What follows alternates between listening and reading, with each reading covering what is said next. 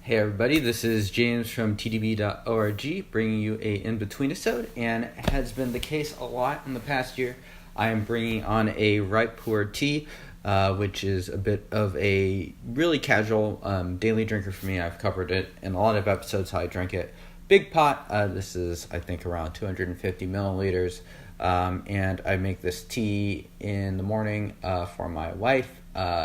And I will do a couple brews throughout the day.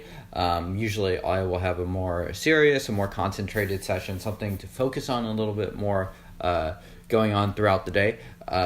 But probably the tea that does get consumed the most is ripe tea. So as you saw from the opening shot, is I am down to just a little bit left of this cake. Thankfully, I do have another one of this tea because I enjoy it. The tea is the 2015 Huirun from White Tea. This has been a tea that Scott has pressed for a while now. I think he pressed it in 2011, 2013. I think we produced one maybe even in 2018.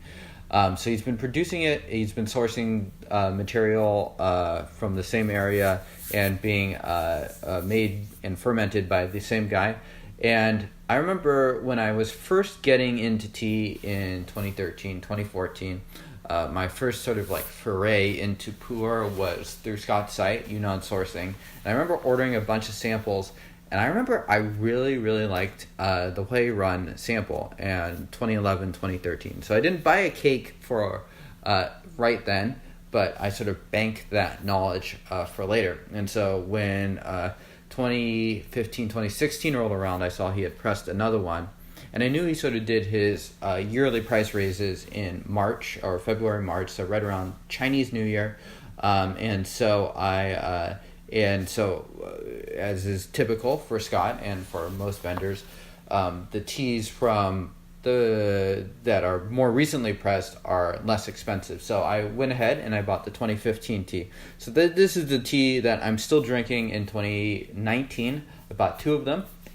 Just about to finish my first cake of it and have gone through it pretty recently. I also broke off a huge chunk of it and the wrapper and gave it to my dad, who has recently started to drink some Pu'erh. So it's a tea, I think it's a really friendly tea. I enjoy it a lot. So yeah, we're going to get to it. So I have a cup here, and you can see the brew here. So really brews, this is not the darkest brewing Pu'erh, ripe Pu'erh. It brews sort of a dark red, light brown, a really nice color. Cheers.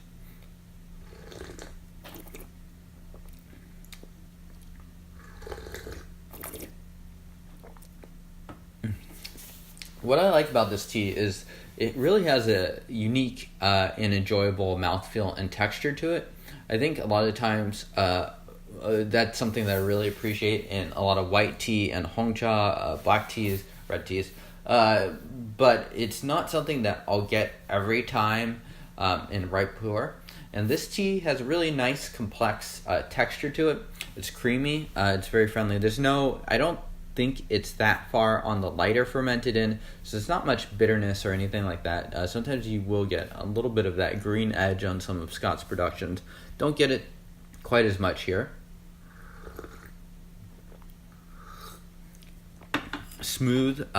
This one of the reasons I gave this particular tea to my dad is I think it's a difficult tea to really mess up when you're brewing. So I think it's hard to overbrew.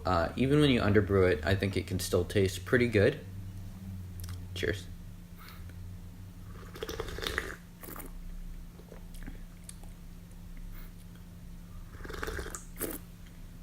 Sort of a good woody, creamy body.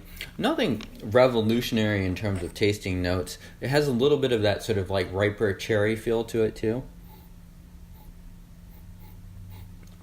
A lot of wood from the aroma. So as you probably know, I'm drinking steeps 5 and 6 here. So we are pretty deep into the tea already. You might get a little bit more different notes going on for some of the earlier steeps, but I'm just fine drinking these teas. For me, these teas are really just casual brews.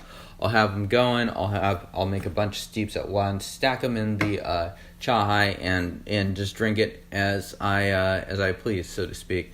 So I think this tea definitely ranks pretty well. If you want to pick it up, I would recommend, if you want to get sort of your most bang for your buck, definitely look towards Scott's more recent productions. It's usually what I do too. He'll often come back to these same productions a year or two down the line. And Huirun has definitely been one he's been pressing for 7-8 years now. So, and the price, I think, is pretty reasonable for a high-quality ripe pu'erh tea. I've definitely enjoyed drinking the cake.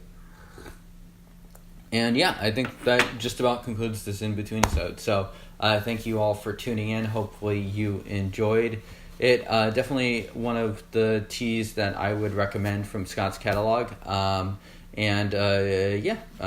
will see you all next time. Cheers.